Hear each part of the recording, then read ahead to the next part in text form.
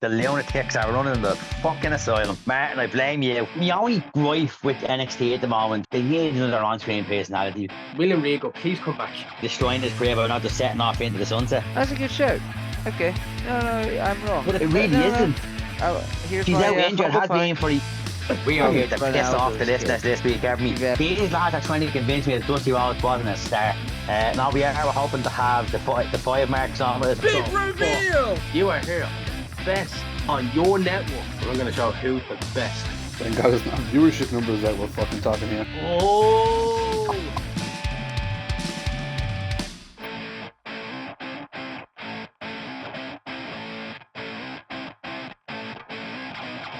Well, you prayed for it, and it happened, listeners. It's me, Mark, the only Mark, on the FiveMarks network, and this is another edition of the Weekly Controversies. With me today, pretending that I can actually host, we welcome back J.O. Brown. Jay, it's good to see you, mate. It's good to see you, Peter Andre. Pleasure as always being back, lads. Sorry for that little Peter Andre pun because of the t-shirt. We fucking t-shirt or V-neck, yeah. This is just an oversized number. Now in these islands, I'm telling you, but honestly, it's a pleasure being back as always, boys. Yeah, we love having you. I don't know why I'm saying that, considering you always have me, but it's always good to talk wrestling to you. Unlike the other man joining us today, the usual man in the hot seat, who's giving it up for me for once, Tony. How's it going? It's finally happened, folks. The lunatics are running the fucking asylum. It's finally happened. Martin, I blame you. It's your fault. I got over with Martin. I got over. It took me time, but I am over. But anyway, this week's Weekly Controversies, we actually have a shit ton of things to talk about. Maybe not what's gone on behind me, but there's quite a number of topics that Quite we a lot thought, of blood, by the way. quite a lot of blood, a hell of a lot of good TV, and a big road to SummerSlam. We've got a lot of news to catch up on and get everyone's thoughts on a few of the big stories that have been going on and will continue to go on in the world of wrestling, particularly in WWE. And lads, probably the biggest thing that we may want to start on is the debut of the Wyatt Six, which happened a couple of weeks ago in time of recording. I'm not sure what your thoughts on the spooky wrestling is. It was never really my thing. I think the Undertaker got away with it. But what a debut! What do you guys think?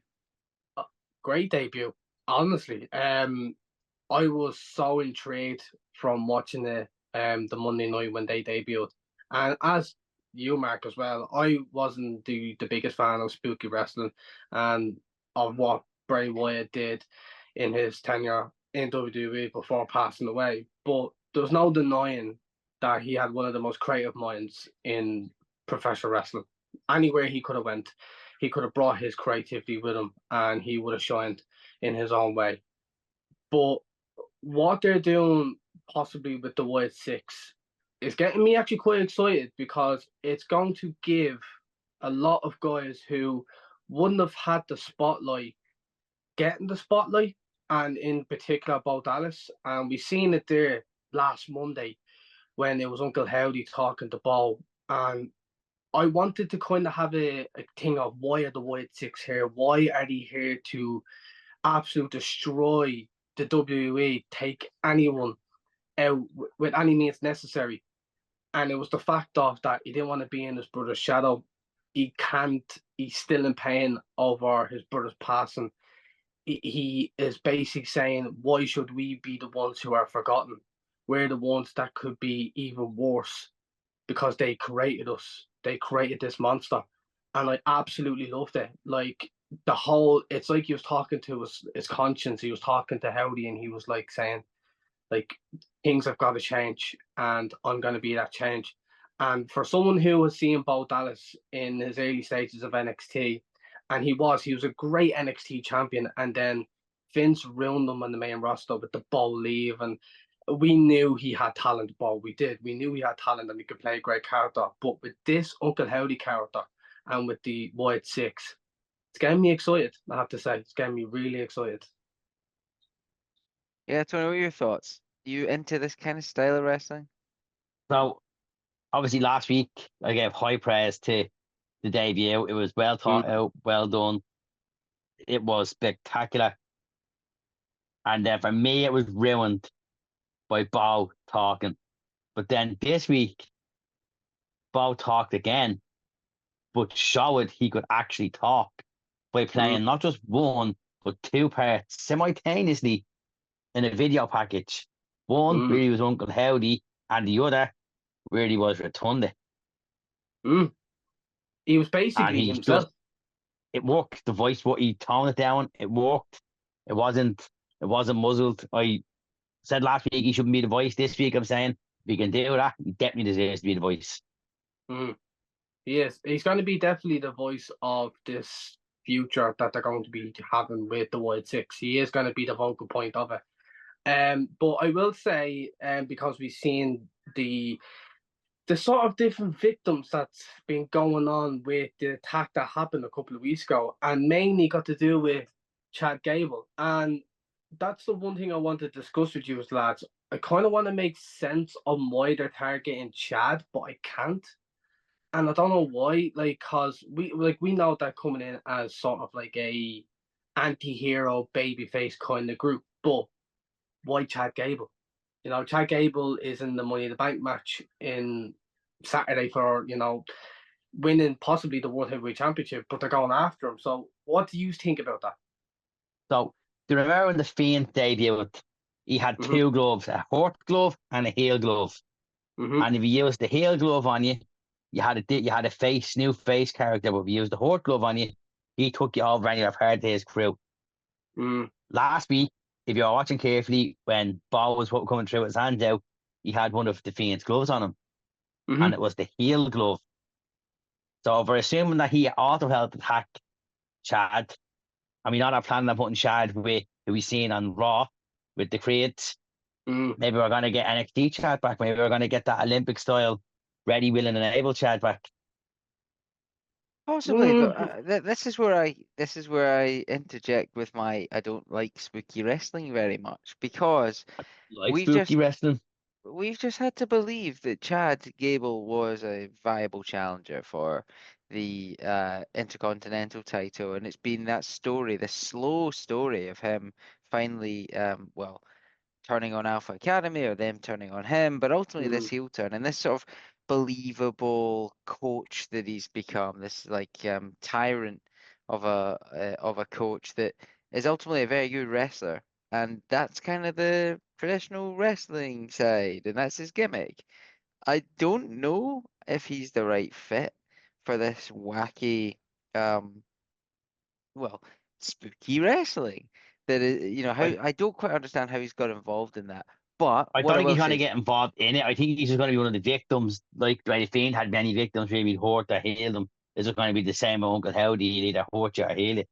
possibly, and maybe that's Because what we know gets they're him going to to link him up with crack the Creed. ultimately. I have been vocal in my point that he would beat Otis and then go on to SummerSlam with the Creed's help and beat whoever the IC champion is. I thought it'd be Sammy, but given the match card we've seen for Money in the Bank so far, I'm now quite worried for Sammy's title run. Yeah. There's that. Yeah, we could definitely touch on that later, but no, I just a little bit confused. Maybe again, I will openly admit, as much of a genius as Bray Wyatt was, I think I've said it on here before, I again didn't quite get it. Not 100% of the time I understood the creativity behind it, but I just didn't think that it was really the type of wrestling that I was that into. And I think it really fit that that style that, well, Matt Hardy also made famous with the cinematic matches as well, but that had a bit of a phase, and it certainly worked during the pandemic, just post-pandemic. Not so sure now, but Raw's 3 hours, we gotta let it cook. The only worry that I have is the longevity.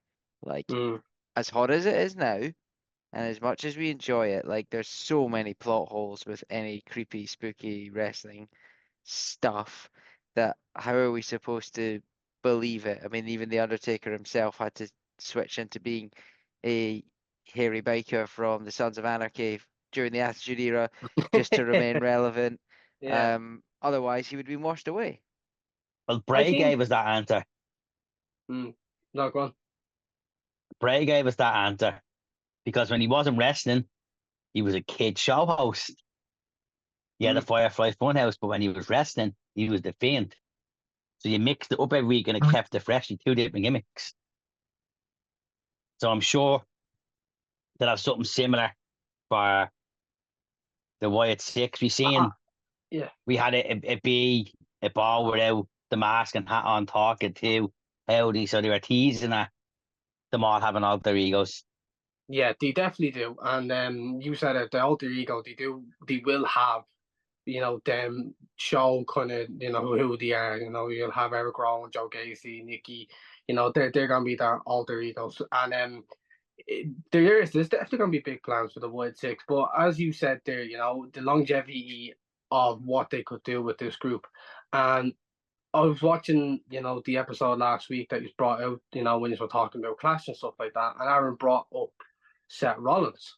And I was thinking about Seth, and I was thinking, like, he's in this, world title match against Damian Priest. And we've seen there last Monday as well, there's actually the stakes now in this match where if he loses, if Damian Priest is the champion, he won't get another shot. But if Damian Priest loses, he's out of Judgment Day. So it gets that match more interesting because of the stake that's in it. But what I would have liked, and I know I put me, creativity hat on, but if I was to bring in the Wyatt Six, I would have had them being heels and their first victim being Rollins, because realistically, there's nothing for Rollins really to do for the rest of the year, because I think there's other storylines and other plans for other wrestlers to be doing. And for Rollins, I think he's just going to be another filler wrestler who could be just added into some matches and stuff. But I think if they would have had Rollins being the first victim, it would have made some interesting storytelling because of the past with the Fiend. And I know we remember the god awful Hell in a Cell match, but that was under a Vince tenure. This is now a Paul Levesque tenure, and I think that could have been potentially one of the most exciting storylines coming up to the end of the year. But I mean, I'm not a bookmarker, but I think that would have been an interesting way to go with things. Yeah, I mean, Rollins himself coming back, I think, may be to help establish Damian Priest as that believable champion. I think Damian Priest will still retain, but it's a little bit of a shame because I think one of the, as we discussed many times, the most underrated aspect to the whole of the WrestleMania build was Seth, who we said for a while looked slightly out of place and maybe not he wasn't deserving of being that fourth man and the four pillars of what was that WrestleMania main event. But by the end, we all said, man, give him his flowers. He was excellent. And you almost wanted to come back, for him to come back and be like, yeah, we really want to see him go for it. I think it would have been quite nice if the Wyatts had taken him out. But at the same time, they're almost kind of classic Shield hounds of justice, in that they're like, what they're doing is not necessarily targeting bad or good people, just people whose motives they didn't agree with. A lot of the flashes we got of you used to say thank you or something like that, or you didn't say thank you, stop saying thank you, whatever it was, that's a total reference to Chad Gable. Like there's things that they just don't like. And Seth has been a And his pretty initial good show in the guy. video package as well. Yeah.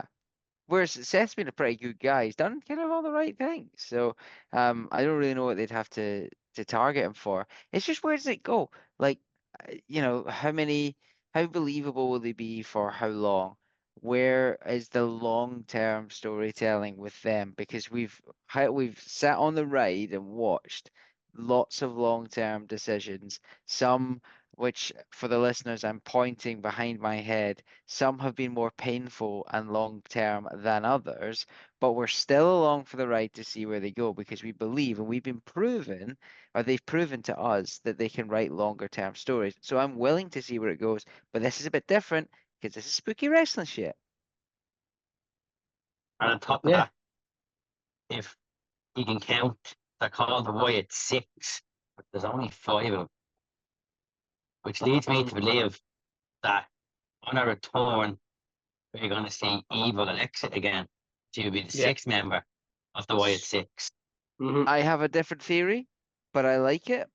It would be interesting if she was carrying on Bray's legacy. But I believe that I don't Bray, agree. I see what you did there. I believe that Bray is the sixth member, and we will never actually have a sixth member to see in the ring. But I think that he is the sixth, and that his sort of spirit is this sixth entity.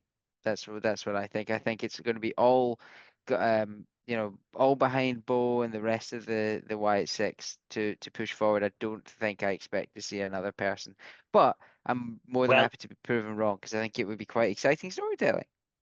I like the tribute thought to it, but it's a business of making money and selling merch, and you can't sell merch for an invisible man unless his name is John Cena, Mm. Got there before I did. which is why I think there will be a sixth member because it sells merch. Yeah. I think regardless though, I think because even though he has passed away and because of all the funds going to the families, I think it like all the merch is still getting, sold for Bray Wyatt anyway, because he is still loved, he is still, popular and even then, like as what Mark said, it's not genuinely a bad idea for them to do something like that, for like him to be in the spirit he was supposed to be. It could be the fact of like this was probably what he wanted to do. Because he always wanted to be in a group with his brother and stuff. So this is probably what they both wanted, but because he's not there, he's there in spirit. So I can see the element Mark's going with. Yeah, it was an outstanding debut anyway, and Yeah. possibly in terms of factions, you might have to go as far back as the Nexus.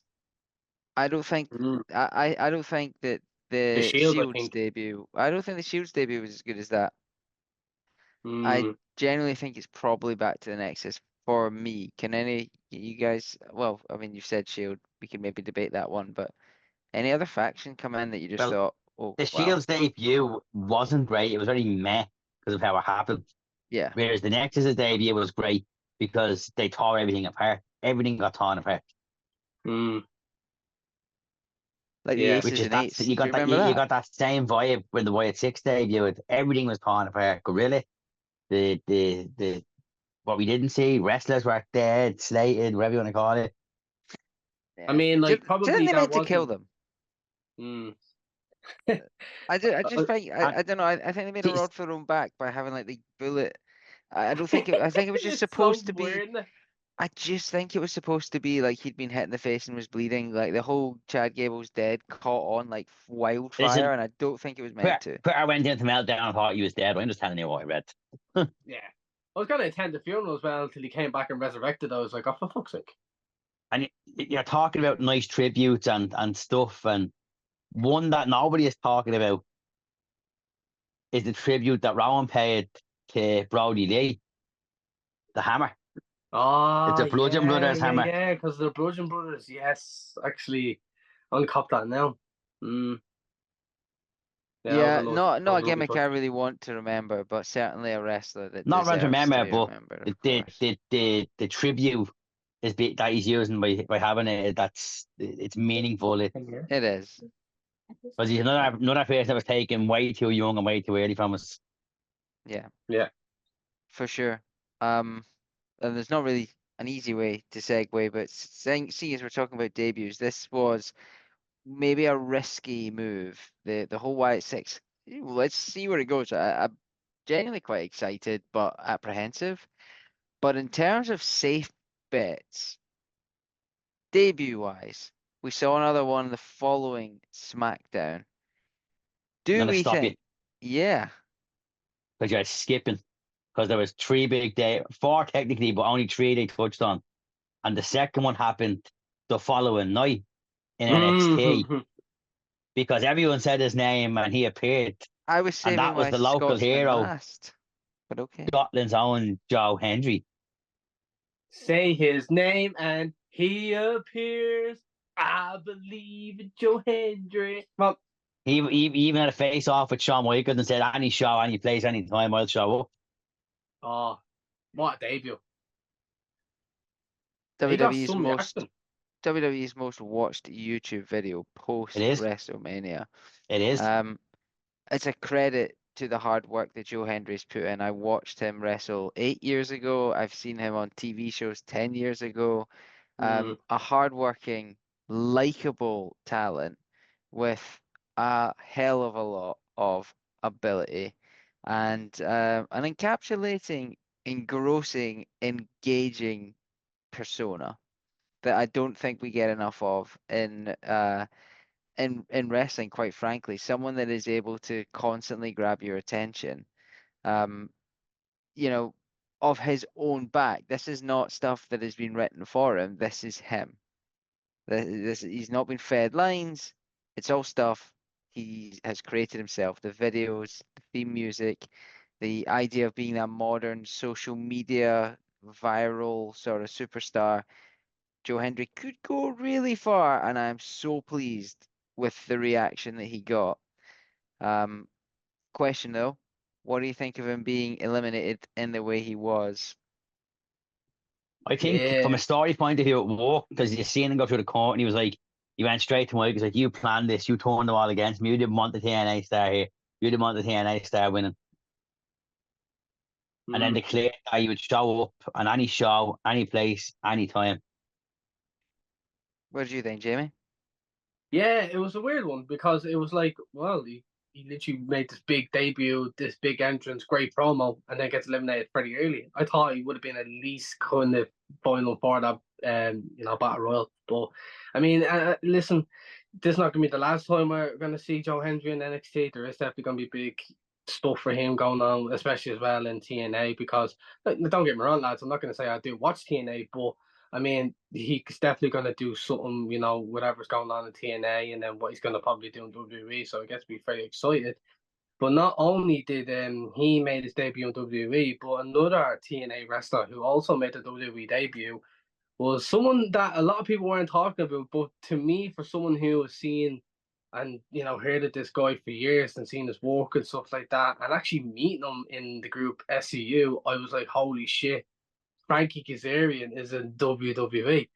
Like, to me, he was always a TNA guy, and he was in him and Chris Daniels was a great tag team in that prime in TNA, and he then went to AEW, was at SCU with Scorpio Sky as well, and Frankie Kazarian coming into WWE was something that I never ever thought would ever happen, but it was just never talked about as much because of Joe Hendry also debuting on the same match. But man, Tony, Frankie Kazarian WWE, how are you feeling about that?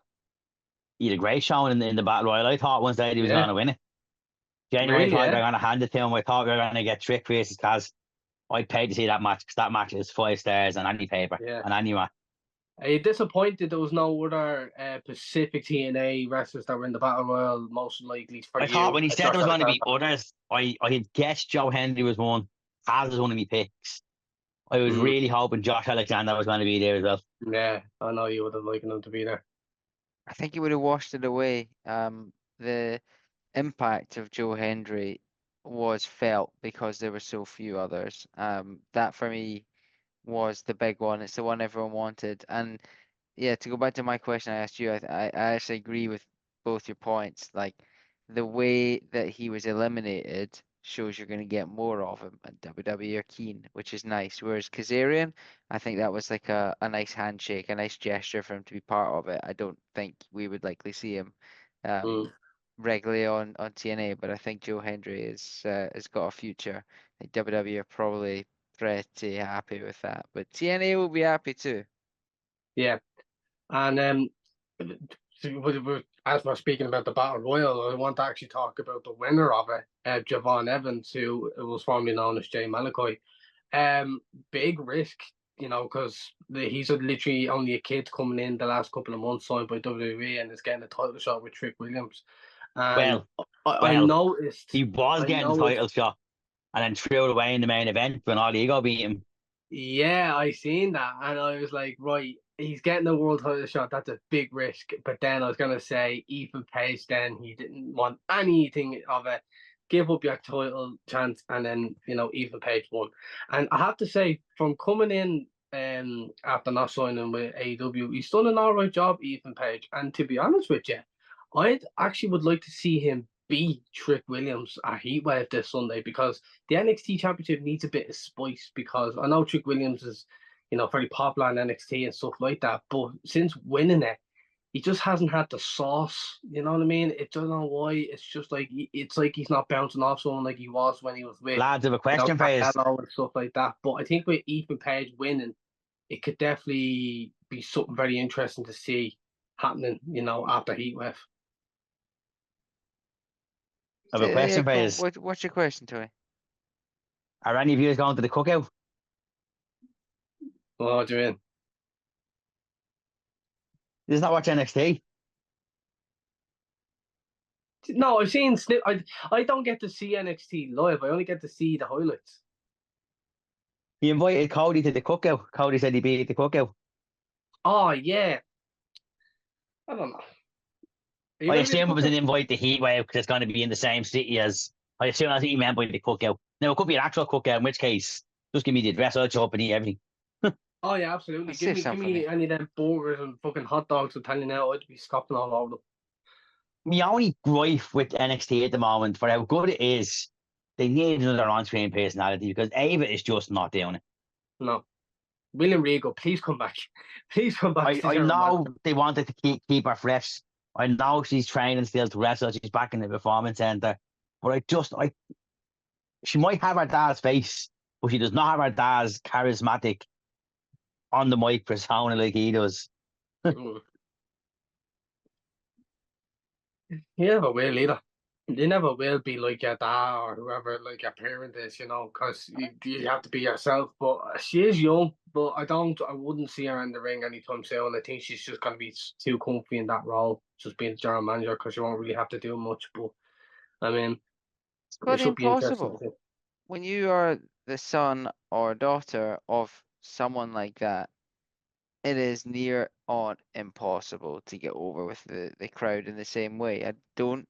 Oh, Yes, I'm not comparing them. I would never compare someone to no, someone. it's I'm just saying. not a comparison, but the crowd would automatically reject them. I mean, it's just not. We see it with and even in sport and football. Like, not often do superstars have children that are able to eclipse them. Same in the wrestling world as well. And you've got plenty of different generations of superstars, but no like superstars. Hulk Hogan's kid never did it. Ric Flair's kid never did it. Taking over the top. I disagree. I think Charlotte Flair is bigger than her dad ever was. That's a funny joke, Tony. And I think her dad helped her in that by destroying his career by not just setting off into the sunset.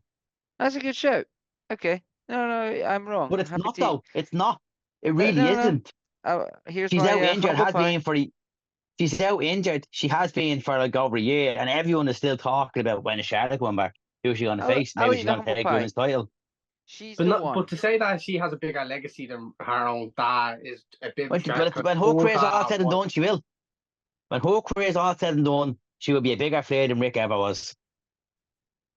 No, absolutely not. I don't. That's just ridiculous then. But it's not. But She's nearly won more world titles than him. yeah, I mean that is one. But if you're talking about generations, legacies, families, and you're going to be segueing like the host I am. Yeah, fair enough. She hasn't got Rick's charismatic persona on the mic, but she can wrestle. She's a fucking amazing wrestler. She's 100 times a better wrestler than Rick is. Rick is better on the mic than his daughter, but back in the day he was. Not now. We don't give a mic anymore. Oh, but when it's all said and done, Charlotte Flair's legacy is going to be that she saved the Flair name and Ric Flair gave her cancer. No, but if you're saying, I'll say this then, if we're going to be talking about a little like snippet of legacies and families, I could say by the end of his career, Cody's legacy is going to be bigger than Dusty's. But Dusty's legacy wasn't really like he was his legacy is more of a mentor than it was ever a wrestler. Dusty's not a mentor, not but the his Rock. legacy in the 80s was big. Dusty's not the Rock, Cena, Bret, Hogan. Dusty had a great career. Between 83 and 85 until he put the polka dots on, and then his career went down the shitter. I was talking about the big stars, right? I'm talking about will Messi's kid be better than him? I was talking about will We are Well, here to piss off the Ronaldo's listeners kid. this week, aren't You we? better than We are him. just here to piss the listeners off. No, They're gonna listen. Du- They're gonna listen to Dusty. this and think these lads are trying to convince me that Dusty Rhodes wasn't a star. Where do they No, live? Because they're getting the bullet. these guys are not trying to convince you that. They're saying that Dusty Rhodes should be on nobody's Mount Rushmore apart from Gold Dusts and Cody Rhodes. I'm saying of Mount Rushmore wrestlers like The Rock, like Hulk Hogan, possibly Bret Hart, John Cena, maybe Ric Flair does stretch in there as well, Shawn Michaels. I'm saying these guys, the total legendary icons, untouchable Mount Rushmore people, that their generations below will struggle to overcome theirs just because of the stars they are. But seeing as you guys cannot let me segue properly, I'm just gonna have to cut my big segue and say, holy shit, Jacob fucking Fatu, and let Yes. you So guys He speak. finally I debuted. I started watching SmackDown. I was getting ready for work at 5 in the morning. So I'd gotten about 30 minutes of it in when I'd gotten into work. I watched the last hour of it on my break. I'm back in my locker room watching the last 10 minutes of SmackDown. And Solo smiles. And before the camera even pans, I'm like, that's Jacob. Jacob's behind him. And then the camera panned. If there was a camera in my locker room, they'd be slagging me because I screamed and danced around that locker room when I seen Jacob Fatu.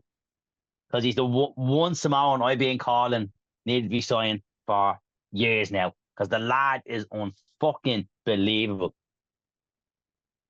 Like he tore Yeah, through three of the what a biggest debut. names in WWE. Like it was nothing. He put one of them through a table, fucking Samoan style, like only a Samoan can. I Exactly, by haven't doing seen super kicks. Why do they all do super kicks? And he all their didn't sell it. movesets He are didn't all the sell it. He same. just slapped it away like it was nothing. Literally, all the movesets are the same with them Samoans. But honest to God, boys, yes, Jacob Fatu's debut was everything I ever wanted it to be.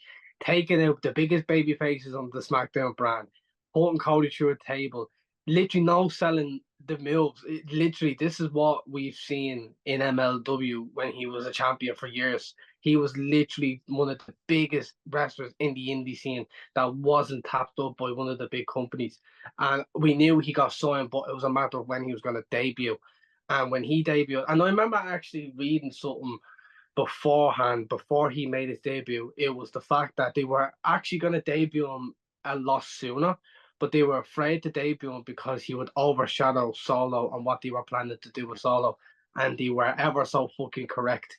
What Jacob Fatu did on the Friday Night SmackDown was the best thing that they have done since Roman is gone in the bloodline, honestly. And I Yeah. know Tom Batonga's been very impressive and he's been getting a lot of great praise from people in the backstage. And then Tongaloa hasn't really been doing much other than just be another character, another, member of the bloodline. But Jacob Fatu, holy shit.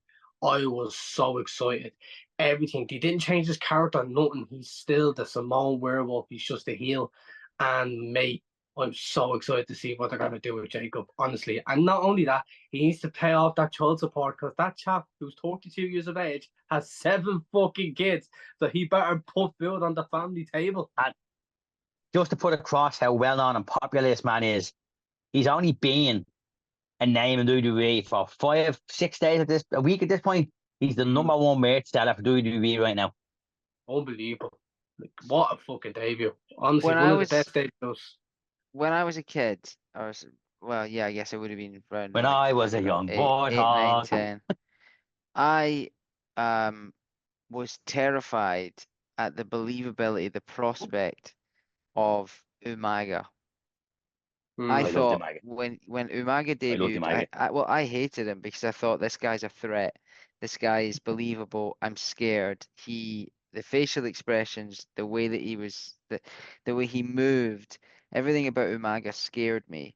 And I think at that point, I appreciate Umaga even more so growing up watching his matches back because, Cena went over him and they had a great match. But he lost a lot of that because Cena had to ultimately go over. And they struggled to make him that believable figure again, and he started speaking. Jacob Fatu is their second opportunity at this because he is believable. He has everything that you would expect for someone that could dominate in the ring. probably doesn't even need to dominate on the microphone because you don't need him to speak at all. Have him shriek. Have him just be have him walking about on a leash and accidentally let go someday, and he will go and do what he did. The splash was clean through Cody. The height he got was outstanding. The destruction, I don't know, just having someone debut like that and go over your top talent. We haven't seen that for a long time. Now it's an old school thing, but Cena would always overcome it. Right? It's an old school Great Khali, Umaga, Tensai, whoever. It always happened, and Cena always overcame it. Even the Nexus, like we referred to earlier. Jacob Fatu's different. I think he's still going to be Solo's right-hand man and Solo's ultimate weapon rather than the main man. But there may come a point where Jacob Fatu is a bigger threat to Roman Reigns and to The Rock than Solo Sikoa is. So really excited. Debut was great. Suddenly, SmackDown, which has been worth watching, is even more so unmissable. I don't love it being on a Friday because there's better things I'd really want to do on a Saturday than sit and watch wrestling, but you got to do it. Saturday morning, get a cup of coffee on, and blast through that. It's worth it.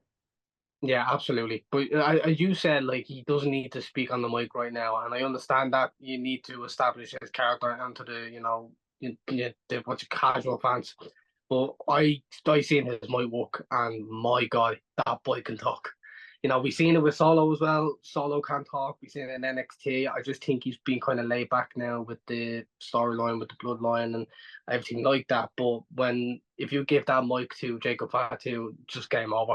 It's literally game over. Like that guy can out mic anybody, and he could literally be a serious threat. You can believe about what he says as well. You know what I mean? Like he is so good on the mic, and he's also like he's got a body like Kevin Owens, but wrestles like Will Ospreay. Like that's how good this guy is. And as I said, he's only 22, so he's in his prime now. And I think this is the perfect, you know, this is the perfect time for him to go into the WWE and be a star. I'm looking forward to seeing what they're doing with him. And don't take your word for it. Look up MLW's YouTube channel. Look up Jacob Fatu because he's had banger after banger after banger, and he does one of the smoothest Samoan drops you will ever see in your life. Oh my days.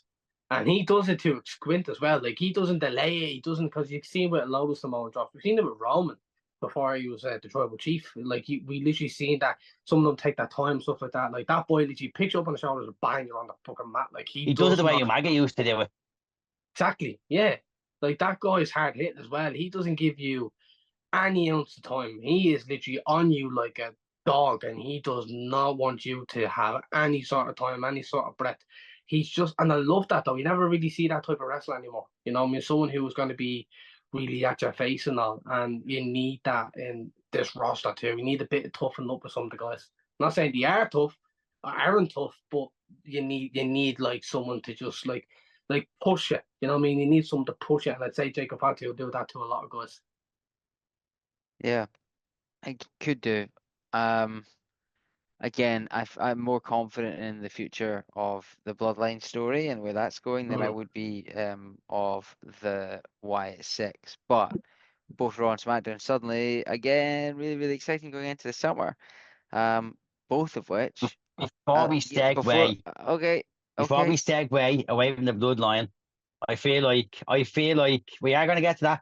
We are going to get to that, but I feel like we should give this person his flowers because he deserves them.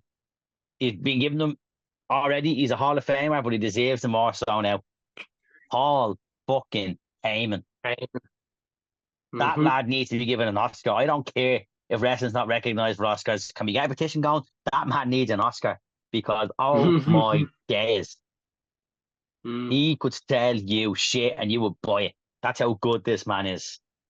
Paul Yeah. Heyman is a wrestling genius and is someone, yes, maybe his history and his past, it's like controversies at times and bit of a dodgy character here and there, but the man knows the business. He is a genius. He's brilliant on screen.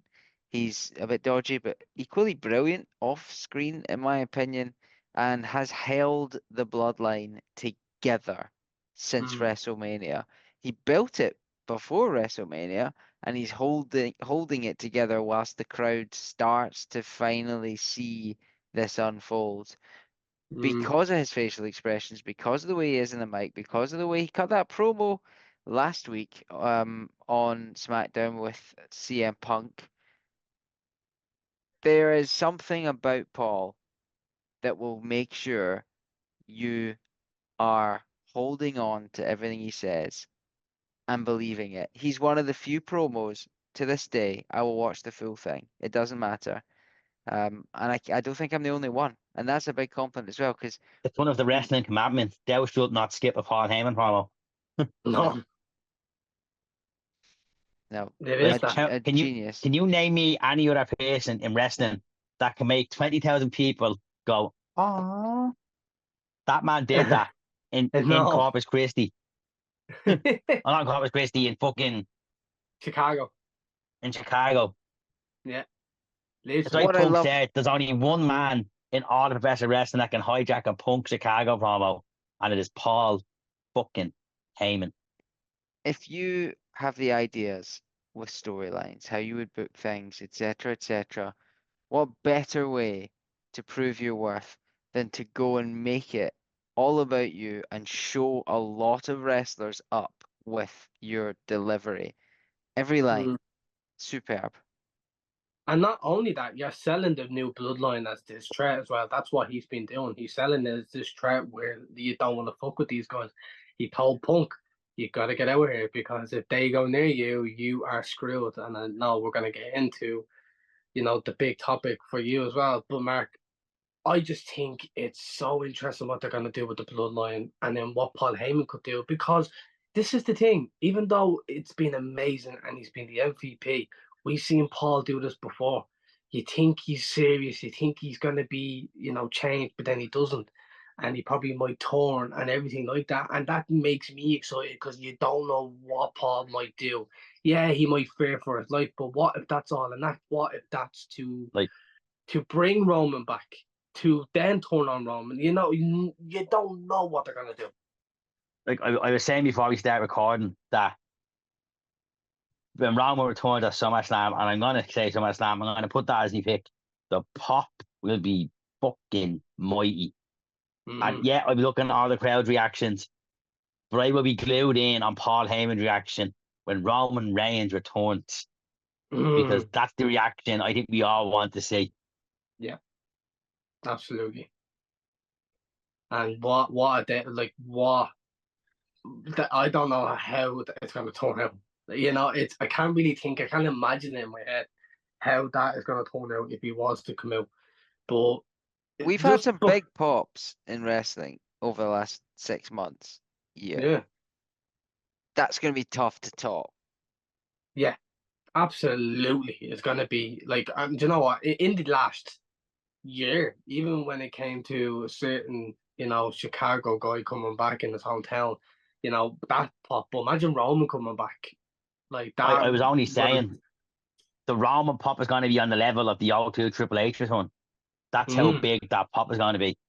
yeah, or even like as big as when Hogan came out the Raw after, Raw after WrestleMania, because that I remember watching that back only a couple of months ago, and it was like holy shit, like the reaction he got in Toronto was incredible, and it wasn't even a return; it was just the reaction. Do you know what I mean? It was so loud. Yeah, lads, I am keen to get your thoughts on where we're going with Money in the Bank and SummerSlam based on this Roman Reigns, based on the Intercontinental scene and the World Heavyweight scene. There's lots of stories intertwining at the moment. But before we do, it would not be a podcast that I involve myself in if I don't at least touch on my man, Drew McIntyre. Almost called him Drew Galloway. Correct. However, Another really good segment on a very must-watch SmackDown. No, yeah, two gotta brilliant get. segments, by the way. I want Two to brilliant get segments. your thoughts. Yeah, I want to get your thoughts on everything that Drew has been doing because before, if you listen to last week's podcast, Aaron and I not being too pleased with Clash at the Castle, and wanted once Drew had said he had quit to go away for a while. Now we didn't get that. We got him back 4 or 5 days later. Mm-hmm. Right call? Can I actually can I put my take on even Clash because I wasn't on the episode last week? Oh please, I yeah, just, make me more upset. no, I think, listen, I think I was loving Drew. I did pick Drew to win because it would have been like this romantic thing of him and his home country winning, Hughes being there, everyone being happy, kissing each other, everything like that. But it wasn't the case because Kissing CM each other. Punk came back as the referee and he literally broke everyone's hearts. And don't get me wrong, Didn't break I my danced heart. that night and it was funny to see, but it was like it makes more sense than Drew winning because it elevates the story between him and Drew. And when Drew came out on the Monday and just out straight quit, just goes, I'm done, quits. And then goes out and then he tells Paul, I'm done with this. I don't want anything to do with anything anymore. I'm gone. And deactivates his whole social medias. But to me, it was like, fuck. Like they've gotten serious with this now, you know? And it's like, well, when is the next time we're gonna do Drew? What's the next time we're gonna see him?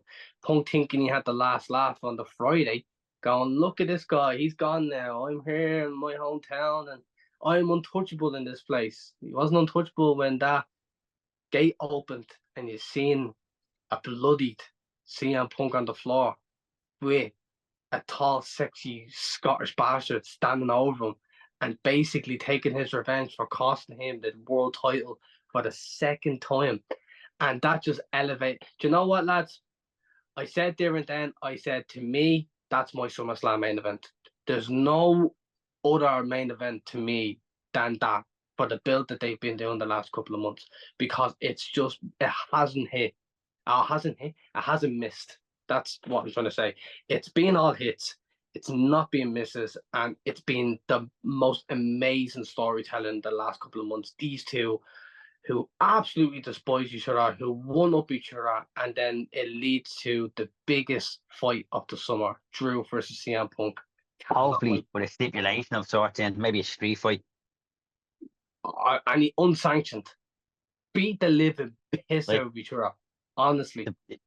The bill has been really, really, really, really good. I loved it. I haven't been this excited for a SummerSlam and for a build to SummerSlam since SummerSlam 2002 when it was Triple H and Michaels. And they built that up for months. Triple H take Michaels out, put him in a wheelchair, have Michaels leave the wheelchair and take Triple H out.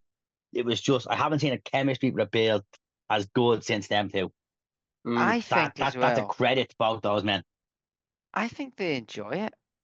I genuinely think the two of them, with this hatred, I think, it's easy to get bogged or caught up in kayfabe, non-kayfabe, whatever. Drew's that good and Punk's that believable, both of them at promo, that I think they're very well hiding the fact that, you know what, they're having a lot of fun doing this as well. A lot of fun. And it's a great feud to watch. It was an amazing segment. The cinematography of the gate, the garage gate opening up with Drew just standing there, it was outstanding. For the following promo on Raw as well. My only worry is that it's a way of prolonging the fact that, you know what, Punk's not ready. But I think they've still got plenty of time before SummerSlam if the match is to happen then. And yeah, I wouldn't mind that being the main event. I reckon he is cleared because they wouldn't have let Drew fucking back like he did on SmackDown if he wasn't cleared. He went We right never down saw on it, that. No, when he brought him out to the stage, he just threw him off his shoulders. Like the thought of him hitting the ground, like you're not doing Yeah, that to someone whose shoulder is hanging off the bone, like. yeah. But do you know what? It's the fact that, like, look, they might be having fun, but as soon as that bell rings, there's no fun no more.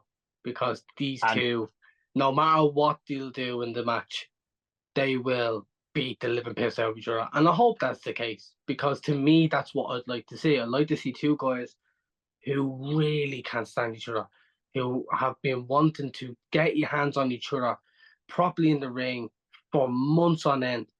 And I don't want to be in a normal match. I do. I want it to be, as you said, street fight, unsanctioned, anything that will. Because if you think about what they did with MJF and CM Punk in AEW and how brutal that match was, can you imagine what this match is going to be like? Well, that's what I was going to ask. I was going to, before we sort of move on to the closing segment, closing conversation, I wanted just to ask one question, and it's an early prediction. Maybe it's not because this feud's been going on for quite a while, actually. Will Drew Punk top MJF Punk? Well, I mean, story wise, it has. It's been unbelievable storytelling, and even though that was brilliant storytelling too, because it was more personal with the MGF one, because it was MGF getting a picture of him as a kid and stuff. I don't get into that, but it was more personal. This is personal too, but I think it will take it that extra bit level for the next couple of weeks as well, especially coming up to Money in the Bank and then afterwards and stuff like that, because Drew being in the match and all that. I just think if Punk was to cost him the Money in the Bank match, that's the end of the straw. Then it's like, right, SummerSlam's the next pay-per-view. It's gonna be in 2-3 weeks. That's when they're gonna then. I literally have it where you wouldn't have these two like literally a millimeter from each other. I'd have these two so separated because you want to get your hands on each other. I'd get security. I'd get everything to build this big match feel. Just to go, listen, these guys are gonna tear the fucking stadium apart when they go in that ring at SummerSlam. And we seen Drew on Raw. He declared for Money in the Bank. Said he's gonna win Money in the Bank and then cash in and win the world title, and there's nothing Punk can do about it. Which puts a whole new must watch mentality on Money in the Bank, because I want to be like, is Punk gonna show up? Is Punk gonna stop and get in the briefcase? Is Punk gonna screw him again? Is Punk gonna add a third notch to his already big notches of how many times he screwed Drew this year? So it's been very interesting, and it's been very well done. Yeah, absolutely. There you go. My thoughts on that? Yeah, it probably already has. I watched the AEW, what was it, like 2-3 hour playlist of the Punk MJF feud the other week, and like it was gripping. Yes, I had nothing better to do with my time, He but was depressed. it was pretty incredible.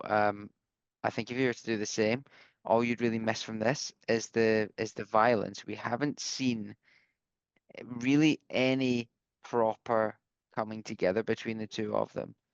And other than the Royal Rumble, really, they haven't beat the shit out of each other. There's been little scraps here and there, costing each other. Everything that we saw that SmackDown with Drew was behind the garage door. We haven't seen them really go at it.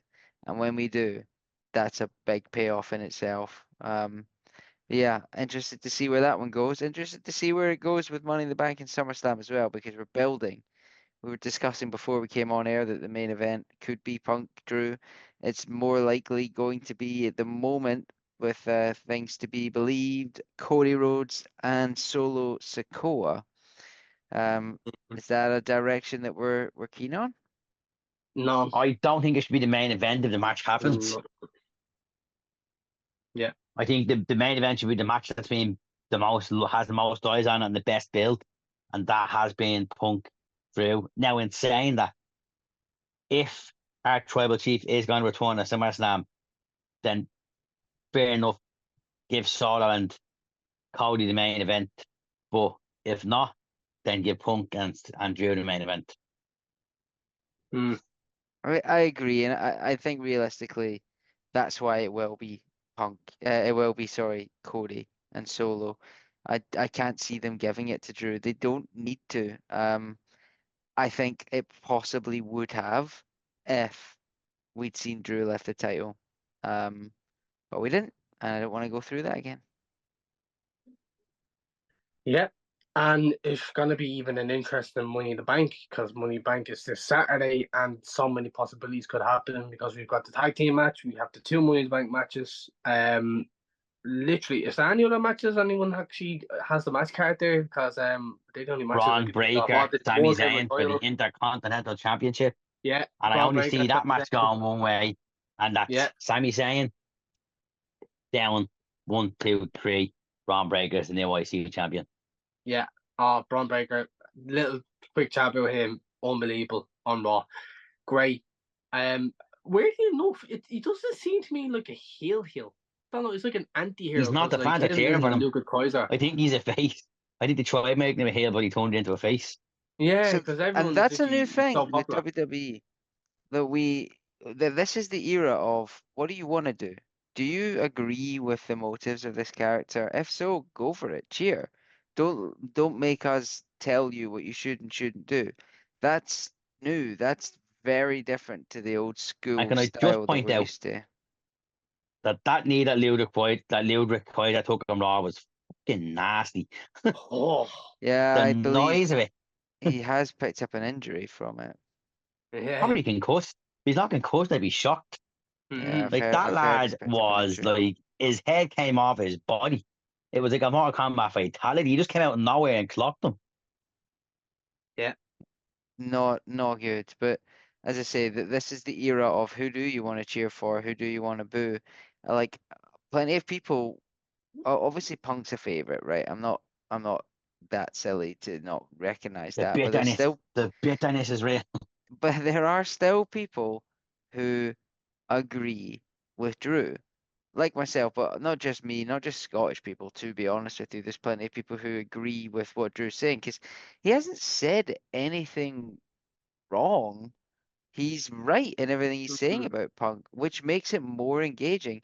The Wyatts, they're not attacking heels or faces, they're attacking everybody. Who do you want to cheer? Who do you want to boo? We may well even get a main event of Damian Priest against Gunter. Who you want to cheer, who you want to boo? It's kind of up to you. They returned last Mm. week on Raw. What a pop for Gunter's return. And Mm. it was like not a very heelish promo. He said, "I'm really excited for the match." That's Does like, that mean Gunther's going to be ringside as a commentator? I mean, He'll be some hopefully sort of not, spectator. possibly sitting there, but I just think it's much more engaging that we're not being spoon-fed who we should and shouldn't support. I like this Mhm. approach. You Do can we cheer whoever think? you want. Do we think, in regards to the Money in the Bank match, ball matches, do we think they're going to have like a wild card match to give the last entry to, like they've done in previous years? You could. I would have likened it to being this man, but since he's the new tag I team still champion think with that's what JD I'm asking McDonough, which because I'm he'd be fucking in. excited about. I I don't I know. think he could still be in it if they do a wild card match, because then he'd be in the wild card match. No, yeah, it could be true, but I don't know. I mean, looking at the list now, I hope it's not obvious with Jay. I really hope it's not obvious because he's the poster boy and whatever, blah, blah, blah. But I mean, I don't know why. I just think looking at the list now, because it's not going to be Drew, because seeing what's going to cost him. I just love Chad to win it. I'd love Chad to win it. It'd just be so good. But with the Wyatt six, I don't know. You just that's what I think I like about it. I don't want it to be too predictable with Jay, but then it might not be because he might do a different shift. But So yeah, we'll see what this is happens. the most unpredictable Money in the Bank I agree. for years because we don't have anyone who's a traditional they deserve a title shot. It's their moment. And that's why my early pitch is that the Wyatts get involved. I genuinely think that's how it goes. The Wyatts will somehow get involved and take the briefcase or something. It may be a cop out like that after a great match because none of those candidates for me strike me as worthy challengers to either of the titles. But with the Mm. briefcase, you do have time to build them, and that it goes without saying. Tiffany Stratton will be your princess in the bank, given She she better be. She fucking is better be. she's aligning herself with Nia Jax, so I can imagine that being the case anyway. But I just have this weird feeling that the way that they've built the Money in the Bank briefcase or ladder match, the men's, because of the people that are there, it's like a big reward for them to be there. But I don't really see any of them winning. I don't like you look at it though, and you might go like, "Oh, Andrade." I know Andrade hasn't been great since coming back, but I think he's been kind of complaining about his direction with his character. So what if they're going like, "We've got big things happening for you," and then this match shift where he just wins the Money in the Bank, and it's like, "Oh fuck, Andrade has this," but now what is he gonna do with it? But then that can give them the opportunity to build Andrade up as as they did in NXT. Someone who can literally have the best matches in the world with anybody in the world, and they can really have him as an actual proper contender for a championship. Still to be convinced by him personally. True, but I just think that's the way they've been booking him. Yeah, you're right. But no, it should be interesting. World title picture, I see Damian Priest winning. That's just me. I don't know why. I just think Seth winning. If Seth wins, either of them's going to lose to Gunther anyway. I think it's literally just going to be whoever wins, they're going to lose to Gunther anyway at SummerSlam. But I would like to see Damian Priest get over against Seth, because I just don't know why Seth. There's nothing for Seth. I mean, there's nothing for me to get excited for Seth's return, especially so soon as well. I thought probably near enough Royal Rumble we'll probably see the return of Seth Rollins, but since he's here now, I don't know what they're gonna do with him. So yeah, Seth had more credit in the bank. He was never going to be out to the Royal Rumble because his injury wasn't that severe. Mm. He was always going to be back around SummerSlam time. Just didn't need to return so early. I don't know. I agree with you, Jay. Yeah, I just don't know. I don't know what their plans are for him. And the way they're doing these video packages with his road to recovery, he could very well win the world title on Sunday or Saturday at Money in the Bank. True. Yeah, it definitely is. And then, would you reckon any other matches is going to be added in before the Friday Night SmackDown? Anything in mind? Possible. We might get DIY against Daytown Down Under for the tag titles. Do you reckon Theory's torn a babyface? They're slowly but surely pushing on it. I reckon we're going to end up getting a Theory Waller feud. Yeah, definitely. And that should be interesting as well. Build up Austin Theory as eventually a babyface, because it's well overdue, I think. He needs it. But yeah, it's going to be an interesting build to SummerSlam, literally. And the last stop before SummerSlam is Money in the Bank this Saturday. I hope everyone enjoys it. I hope you two enjoy it. Anyone who was not on the podcast, like Savarin and Rob and all, who are dearly missed, I hope they enjoy it too. This is probably coming up to the end of the episode, lads. Yeah, I acknowledge the golden one. I have to say, missed that gold jacket. Uncle Goldie is best for business. Yeah.